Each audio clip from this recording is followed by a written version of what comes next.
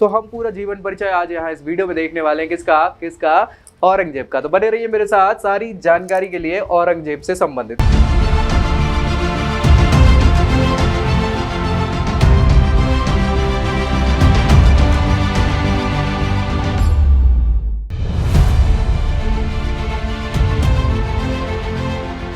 Hello दोस्तों, स्वागत है आपका हिस्ट्री खबरी पर, जहां हम बात करते हैं इतिहास की। इतिहास में हम मध्यकालीन भारत की बात कर रहे हैं, मुगल सल्तनत की चर्चा कर रहे हैं और एक एक मुगल शासक का जीवन परिचय यहाँ देख रहे हैं। तो पिछले हमने बहुत सारे जीवन परिचय सारे शासकों के देख लिए हैं, प्रमुख और आखिरी व्यक्ति विशेष जो प्रमुख है मुगल सल्तनत में, जिसके बाद मुगल सल्तनत का पतन अग्रसर हो जाता है और पतन होने लग जाता है। हम बात कर रहे हैं किसकी? औरंगजेब। और औरंगजेब ऐसा शासक है मुगल सल्तनत का जो असहिष्णु शासक हुआ करता था, जिसके कारण बहुत सारी समस्याएं भी पैदा हुई हैं पूरी मुगल सल्तनत में, और इसी के कारण उसके बाद पतन हो जाता है मुगल सल्तनत का।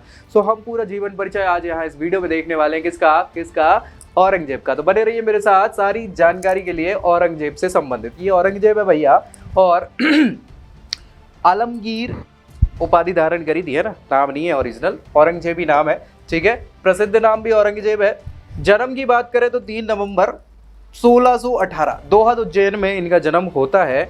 और पिताजी का नाम तो पता ही है, माँ का नाम भी पता ही है, मुमताज महल, अब्दुल मुजफ्फर मुइनुद्दीन मोहम्मद औरंगजेब बहादुर आलमगीर पातशाह गाजी। इतना बड़ा नाम चलता था। जब ये प्रवेश करते थे अपने महल में तो पीछे वाला बोलता था सावधान, अब्दुल मुजफ्फर मुइनुद्दीन मोहम्मद औरंगजेब बहादुर आलमगीर पातशाह गाजी पधार रहे हैं, ठीक है, ऐसा बोलते थे। लेकिन ठीक है, इतनी सारा नाम तो याद रहेगा नहीं, औरंगजेब बेसिक नाम है जिसको आपको याद रखना है, ऐसा कुछ करना नहीं है। नेक्स्ट बात करें राज्याभिषेक की तो 21 जुलाई 1658 को इन्होंने इनिशियली पहली बार राज्याभिषेक करवाया। ऐसे पहले व्यक्ति है मुगल सल्तनत के जिनने 2 बार अपना राज्याभिषेक करवाया। एक कब करा लिया? 21 जुलाई 1658। जैसे खबर मिली कि पिताजी तो गए नहीं थे, लेकिन भैया खबर मिल गई कि पिताजी एक्सपायर हो गए, बिना उत्तराधिकारी बनाए, तो इन्हें लड़ाई करी, कोई उत्तराधिकारी का युद्ध, और खुद जाके पहले क्या कर लिया आगरे में खुद का राज सिंहासन अवरोहण कर लिया, राज्याभिषेक करवा लिया। फिर पता चला कि भैया दिल्ली जाके पिताजी जिंदा है, क्या बात कर रहे हो बोले। सो फिर पिताजी को बंदी बनाया जाता और फिर ये फाइनली क्या करते, दोबारा राज्याभिषेक करवाते। तो दूसरा कब हुआ? 5 जून 1659 में। कहाँ हुआ?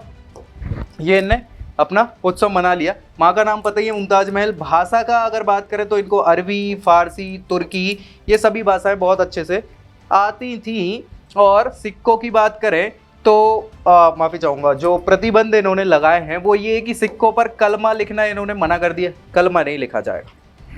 औरतों के मजार जाने पर रोक लगा दी कि कोई भी औरत किसी भी मजार पर नहीं जाएगी।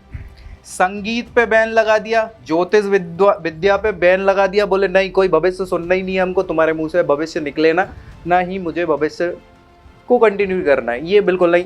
संगीत कला बंद हो जाए, बिल्कुल कोई नाच गाना तो चलना ही नहीं है मेरे दरबार में, ठीक है। सो ये सारी चीज़ें बंद करा दी। नौरोज उत्सव भी खत्म कर दिया, जो जिसमें जहांगीर को नूरजहां मिली थी, इनको भैया इनने का वो उत्सव ही नहीं करना है, ठीक है। सो नौरोज बंद कर दिया। सती प्रथा, दास की बिक्री, जुआ खेलना, वेश्यावृत्ति करना, नशा करना, ये सारी चीज़ों को साफ देखो, मैं आपको बहुत सिंपल सरल भाषा में बताऊं तो औरंगजेब ने बिल्कुल जो इस्लामिक कानून है उसके हिसाब से शासन किया। साफ तौर पर नशा और ये सारी चीज़ें इस्लाम में बैन है, तो उसने पूरे साम्राज्य में बैन कर दी, बोले खत्म, ठीक है। इस्लाम के हिसाब से पूरा शासन किया उस व्यक्ति विशेष ने, ठीक है। दास बिक्री, सती प्रथा, ये सारी चीज़ें हटा दी गई। पत्नी की बात करें तो राबिया दुर्रानी भैया, इनके लिए इन्होंने काला ताजमहल बनवाया है। जैसे सफ़ेद ताजमहल इनकी माँ के लिए बना था, इनने अपनी बीबी के लिए काला ताजमहल बनवाया, ठीक है। पुत्री जेबुन्निसा, इनके पुत्र की बात करें तो सुल्तान मोहम्मद, शहजादा मुअज्जम आजम, शहजादा अकबर, काम बख्या, किसी काम के कोई नहीं है, ठीक है। चलो, तो बहादुर शाह के नाम से मोहम्मद बनेगा आगे जाके सुल्तान, लेकिन ठीक है। अभी बात करें तो हिंदू विरोधी कार्य जिनके लिए फेमस है औरंगजेब, जिसके कारण समस्याएं स्टार्ट हुई हैं बहुत सारी। काशी विश्वनाथ मंदिर में तोड़ फोड़ कर दी थी भैया, मथुरा का केशव राय मंदिर फोड़ फाड़ दिया था, पाटन के सोमनाथ मंदिर, पाटन वही गुजरात वाला सोमनाथ मंदिर, उसको खत्म कर दिया था। इसके अलावा सरकारी कार्यालयों से हिंदू कर्मचारियों को हटा दिया, बोले नारे का बांस ना बजेगी बांसुरी, इस्लाम का रूल चलेगा, इस्लाम के लोग रहेंगे और कोई रहेगा ही नहीं, बात ही खत्म। ठीक है। 1669 में हिंदुओं पर जजिया कर फिल लगा दिया। जो पिताजी क्या दादा परदादा जो थे ना अकबर, जिनने हटाया था, इनने फिल लगा दिया, बोले कोई समस्या है ही नहीं। पहली बार इन्होंने 1636 में दक्षिण का सूबेदार बनाया गया था। कब? किसके द्वारा? शहजादा शाहजहां के द्वारा। जब ये शहजादे थे तो इनको 1636 में दक्षिण में सूबेदार बनाया, और सूबेदार बनाया तो इनके आस पड़ोस का जो माहौल था, जो इनको मंत्री वगैरह मिले थे, वो सारे के सारे लोग कट्टर इस्लाम हुआ करते थे। बाकी के तो पूरे शासक दादा परदादा इनके सब क्या थे? धर्म सहिष्णु थे, सारे धर्मों को बराबर मान सम्मान देने वाले थे। लेकिन इन्हें दक्षिण पहुंचाया, दक्षिण में इनके जो साथ में मंत्रिपरिषद में लोग थे वो कट्टर इस्लामिक हुआ कर रहे थे, इस्लाम को कट्टरता से फॉलो कर रहे थे। तो वही बातें इनके दिमाग में भर दी गई, और फिर आगे जब ये शासक बने तो वही चीज इनने पूरे साम्राज्य में लागू कर दी। ठीक है। सो प्रारंभिक जीवन की बात करें तो 1644 में गुजरात का, 1648 में मुल्तान का, और सिंध का 1652 में इन्हें दक्षिण का सूबेदार बना दिया जाता है। फाइनली स्थापत्य निर्माण की बात करें तो बादशाही मस्जिद जो लाहौर में है 1674 में इन्होंने बनवाई थी। बीबी का मकबरा, बीबी का मकबरा इनकी बीबी का है, वो है ना, वो काला काला ताजमहल जिसको कहते हैं, वो बीबी का मकबरा ही है। औरंगाबाद महाराष्ट्र में 1678 में बनवाया था अपनी बीबी राबिया उद्दुर्रानी की स्मृति में। ठीक है, इसलिए बीबी का मकबरा उसको कहते हैं। मोती मस्जिद जो है दिल्ली के लाल किले के अंदर जो बनवाई थी इन्होंने। ठीक है। सो ये सारे के सारे स्थापत्य के काम। अब देखो भाई, संगीत बैन कर दिया था अपने साम्राज्य में, लेकिन फिर भी जिसकी मनाही करो वही होता है। जहां लिखा होता है ना कि यहाँ पेशाब करना मना है, वही लोग करते हैं। वही चीज है, आपने बैन के संगीत करवाया, लेकिन इसी समय संगीत का भी विकास हुआ। तो कई जगहों पे संगीत का स्वर्ण काल भी इसी के समय को कहा जाता है, औरंगजेब के समय को। ठीक है। सो प्रसिद्ध संगीतज्ञ जो थे इनके समय के, सुखी सेन, कलावंत, कृपा, हयात सरसनैन, रसवैक खां। ठीक है भैया। फाइनली बात करेंगे तत्कालीन साहित्य की, तो खफी खां ने मुंतखाब उत लुबाब की रचना करी हुई है। मिर्जा मोहम्मद काजिम की आलमगीर नामा इन्होंने बुक लिखी हुई है। मोहम्मद साकी की मासरे आलमगीरी। इसके बाद सुजान राय की खुलासत उत तवारीख की बात करें। ईश्वर दास की फुतुहाते आलमगीरी, ये बहुत इंपॉर्टेंट है क्योंकि इसमें बहुत सारी चीजें मिल जाएंगी। भीमसेन बुरहानपुरी की नुक्काए दिलकुश। राज्यों की बात करें तो 21 सूबे जो हुआ कर रहे थे शाहजहां के समय में, वही 21 सूबे थे, जिसमें 14 सूबे उत्तर भारत में थे, 6 सूबे दक्षिण भारत में, और एक काबुल अफगानिस्तान वाला पोर्शन इनके अंदर आता था। और प्रमुख विद्रोहों की बात करें तो अफगान विद्रोह हुआ उत्तर पश्चिम सीमांत क्षेत्र में, मतलब वही पाकिस्तान वाले क्षेत्र में 1667 से 72 उसको दबा दिया। जाट विद्रोह हुआ मथुरा के जाटों के द्वारा 1669 में, 85 से 88 के बीच में ये जाट विद्रोह रहा।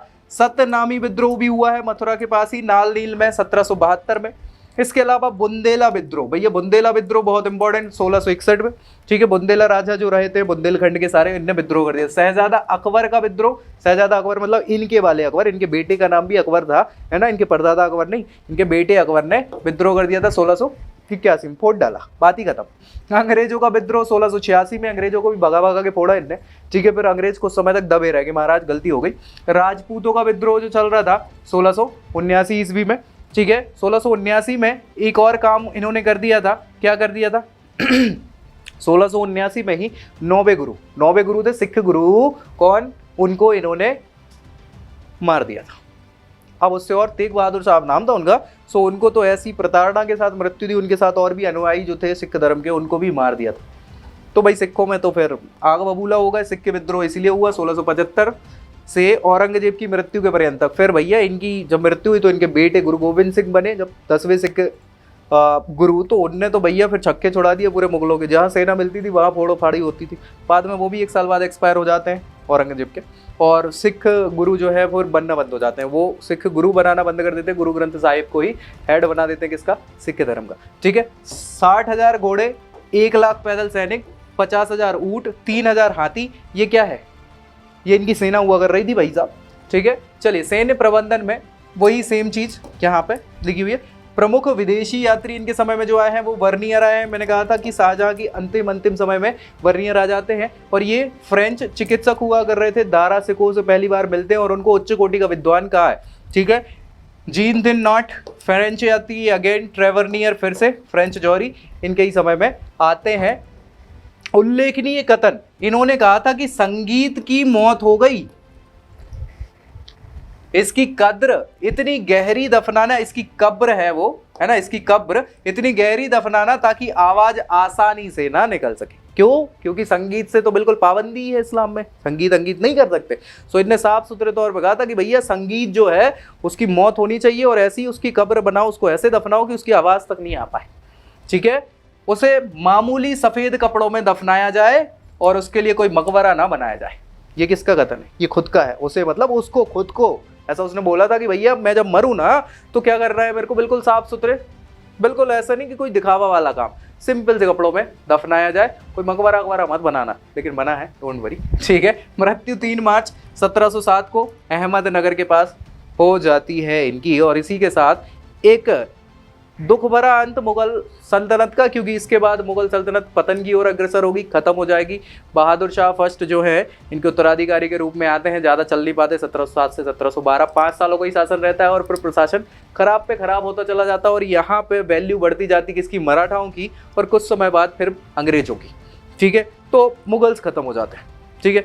सो यहाँ से ही बेसिकली ऐसा बोलते हैं कि मध्यकालीन भारत खत्म हो जाता है और शुरुआत होती है किसकी? आधुनिक भारत की। तो मिलते हैं ऐसे ही रोचक किसी अगले वीडियो में, तब तक के लिए जय हिंद।